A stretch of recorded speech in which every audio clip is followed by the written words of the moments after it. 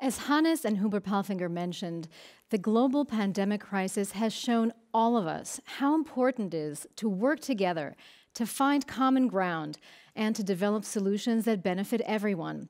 And this is precisely where PALFINGER's strength lies, understanding the challenges facing our clients and then working closely together with them to develop the best solutions. And we'd now like to show you exactly how it's done. The PALFINGER World Tour offers you a closer look at the strategy and the strengths of PALFINGER. You'll also get a chance to take part in discussions about the issues that matter most to you. Through the chat function, you can participate directly in this event with comments and questions, no matter where you are in the world. It's a format we've never used before, but it reflects the PALFINGER spirit. In the same way that we were able to find a solution for holding this event safely, despite the challenges of the pandemic, PALFINGER is ready to face every other challenge that comes its way. This is what we mean when we say challenge accepted. To find out how PALFINGER has been able to weather the storm through the current crisis, it's now my pleasure to introduce the CEO, Andreas Klauser. Hello to you, Andreas. Hello, Mariana. Yeah, many thanks for doing this introduction. As well from my side, a very warm welcome to everyone in Europe, Middle East, and as well Australia. We are very happy to be able to meet and exchange ideas with you virtually here from the PALFINGER world. This is more important than ever. As you know, this is only the beginning of this kind of communication concept. But getting back to Mariana's question, there's a simple message and a promise behind. PALFINGER is aware and has accepted the many challenges ahead of us. We are permanently in touch with our partners, our customers. We have stepped up in communication and interaction. The PALFINGER World Tour is an event where we encourage discussions, present our views and concepts, and we will show how we are actively tackling challenges and finding solutions. This is being done hand in hand with our customers and partners. We are one PALFINGER. This makes the World Tour particularly important. Here we want to give you and as well our operators the opportunity to mention their challenges up front, in detail and immediately. In front of our global audience, the stage does not only belong to us, but to all those who collaborate, to those whom we work together in finding solutions. These solutions are going to be presented during the PALFINGER World Tour. Today, the global kickoff takes place, and soon we are also going on to North America and South America. We are also planning a separate venue for our marine product line, and on-site follow-up events is going to be the standard element of our communication with our partners worldwide, connecting 24/7. Because, and this cannot be said often enough, to shape tomorrow, we all have to work together more intensively than ever before. At PALFINGER, teamwork has a long tradition. We all live it. Even during the crisis, we always stayed connected. Every minute, every hour, every day, 24/7. That has been communicated, and this will be continued our approach as well in future. PALFINGER has come through the crisis with stability, and this enables us to properly master our future. As our Chinese partner was affected at the early stage, we could learn a lot from them. It was clear to us this might also affect Europe and the entire world. Believe me, we have been very busy in preparing ourselves. Luckily, in February, we set up our own COVID-19 task force and took action to ensure stability, optimization of our liquidity, keeping our production up and running, and as well fulfilling our obligations to partners. We implemented all these measures proactively and efficiently, and we did well. That's how you experience PALFINGER. That's PALFINGER our partners know. However, meetings have become limited. That's why we have to come up with the PALFINGER World Tour. This enables us to meet our partners and customers live, face-to-face online. The last few weeks, we have clearly shown that especially in uncertain times, we must stay connected. We had originally planned the PALFINGER World Tour with guests here on site through this live streaming. Due to the constantly changing COVID-19 circumstances, we had to be very quick and came up with Plan B. Now, everything is virtual and it works.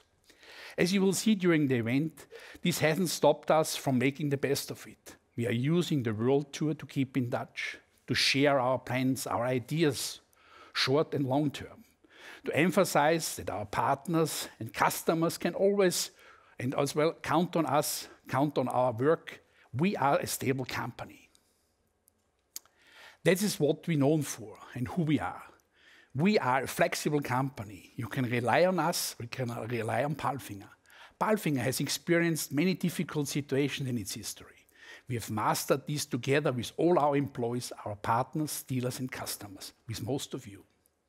We know that our success is linked to the success of our partners and vice versa. That's a strength, an advantage that we want to use, that we can use and that we have to use in future. It's clear we are shaping our future together. Together we can emerge from this crisis even stronger. In this respect, is one step ahead. We are already implemented the new setup into our organization, the well-known GPO. We have become leaner, faster and more efficient. The idea behind is clear. Despite having a broad range of products, we will provide proper solutions. Solutions fixing tasks and partners and customers are facing. In order to improve our positioning, we have laid out the GPO to ensure fulfilling the new requirements and make our business cases even more efficient. At this point in time, we weren't even thinking of pandemics or global economic crisis. This is where the GPO has proven its strengths. PALFINGER was able to adapt its work routines quickly. We are able to coordinate our supply chains and introduce new efficient working processes to keep the machine running. I'm happy to report here we were able to act 24/7, even during the lockdown. We were accessible, we were always there, just as it was expected from us. Clear communication channels within PALFINGER play an important role. Just as an example here, in May, we held our extended global team meeting with 150 international managers for the first time fully virtual. A meeting with discussions and workshops, which turned out very well. Even I would have enjoyed it more to meet in person. I'm proud to be a part of the digitalized PALFINGER World Tour, which is based on these learnings we had at the EGTM. We used the circumstances to break new ground. No doubt, this transformation is a task we have to deal with, and our digital tools help us to do so. We are faced with major trends in digitalization, like how to integrate artificial intelligence and big data management. Nevertheless, we must act in a sustainable way in all areas and offer viable solutions. To do this, we have to optimize the use of energy and reduce emissions in production applications. We must adapt to the new labor market. As well, we need more better trained specialists. In terms of solutions, we have to use a more holistic approach that builds on experience as much as on innovation. What works well today can already be outdated tomorrow. That's what we are preparing for. This is the core and approach supported by the GPO. This process enables us to take advantage of opportunities, even under current tough conditions. Let me use an example. Now we are all driving on site. We are moving through heavy fog. We perceive what is happening around us irregularly. We must have all delayed. We must therefore be flexible and act proactively. We will stay on course and be successful. The legendary Formula One racer, very well known Ayrton Senna, once said, "In sunshine, you can't overtake 15 drivers in front of you. When it rains, you can."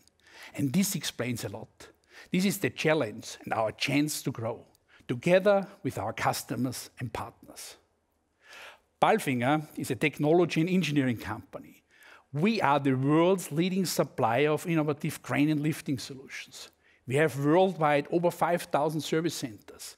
This is how we live customer centricity, clearly to support our brand promise, creating values together. We make sure our customers will be able to share this experience. By the way, we still prefer to meet in person. Nevertheless, we will improve those digital tools.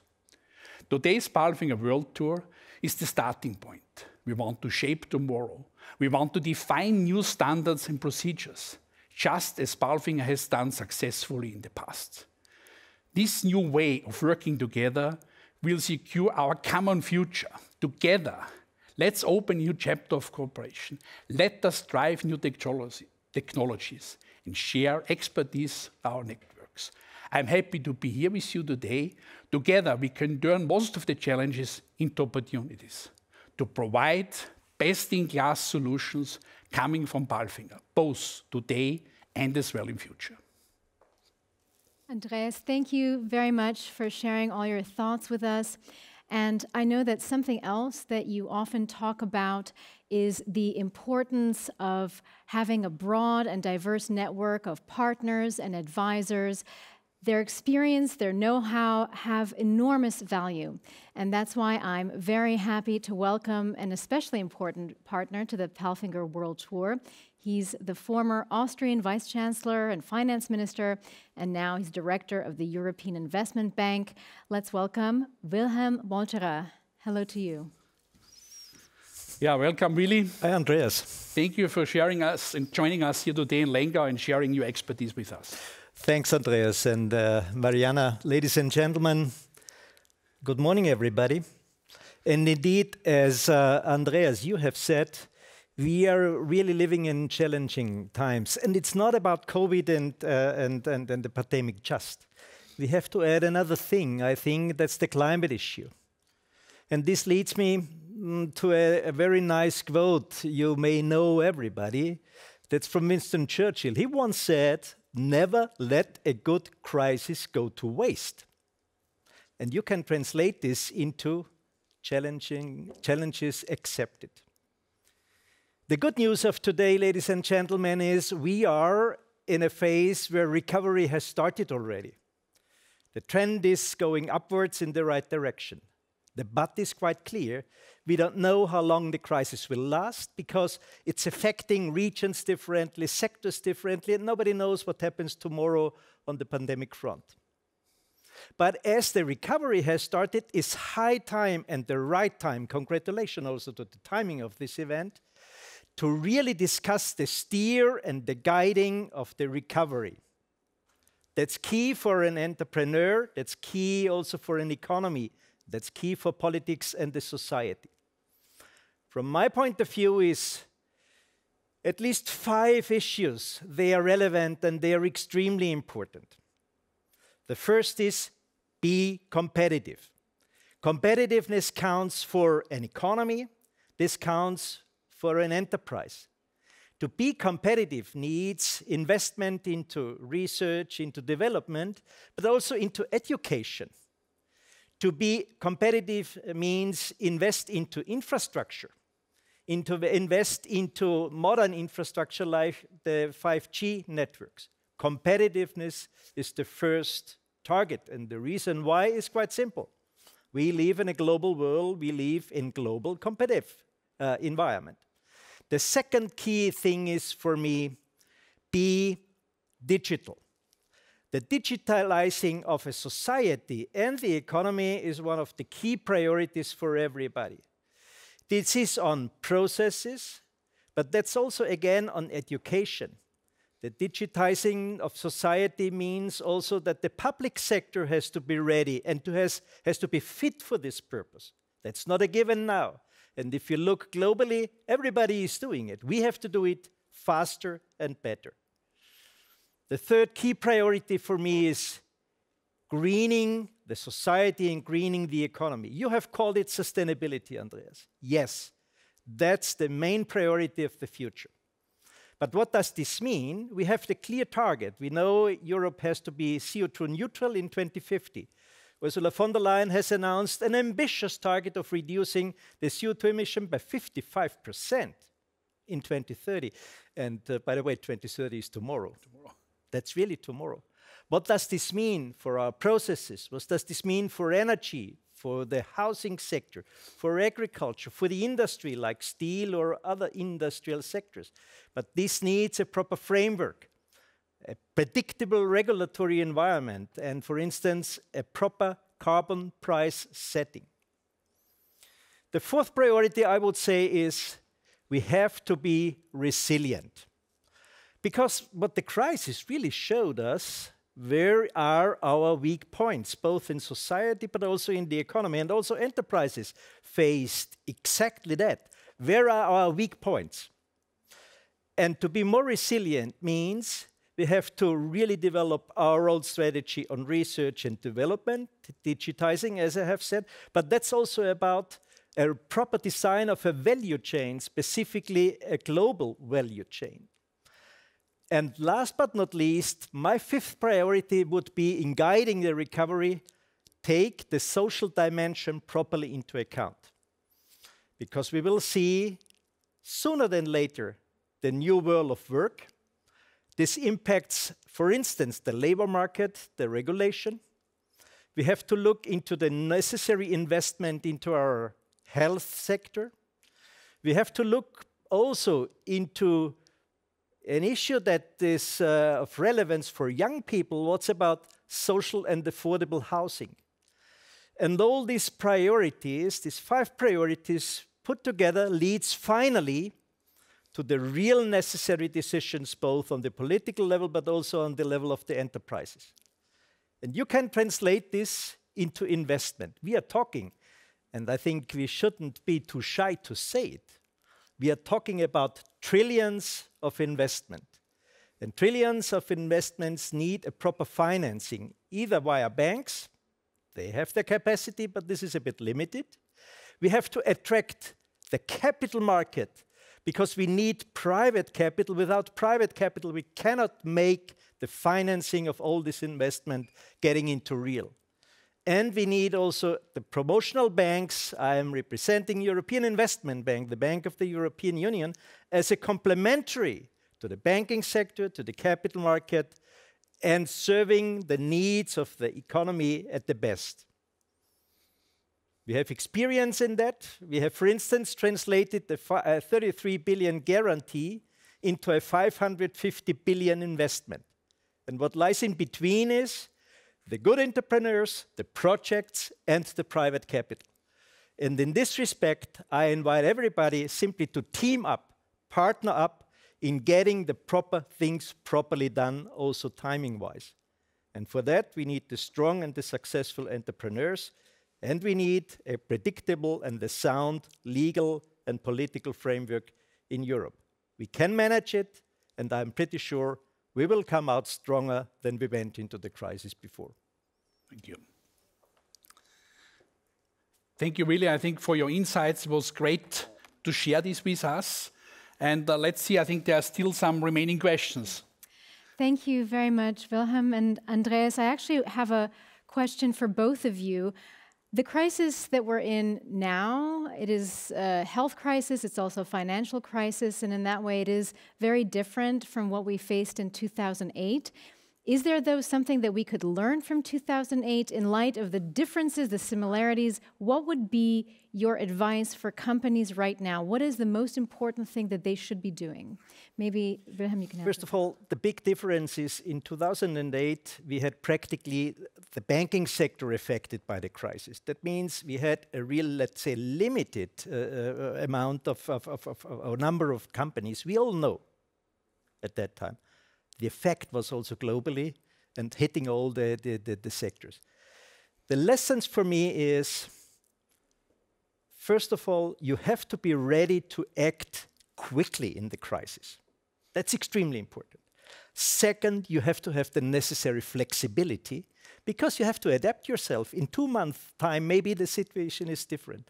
Third, have a clear vision and give a clear target to everybody. That's relevant for a CEO of a company because the people in the company, they need to know, the customers need to know, the partners need to know.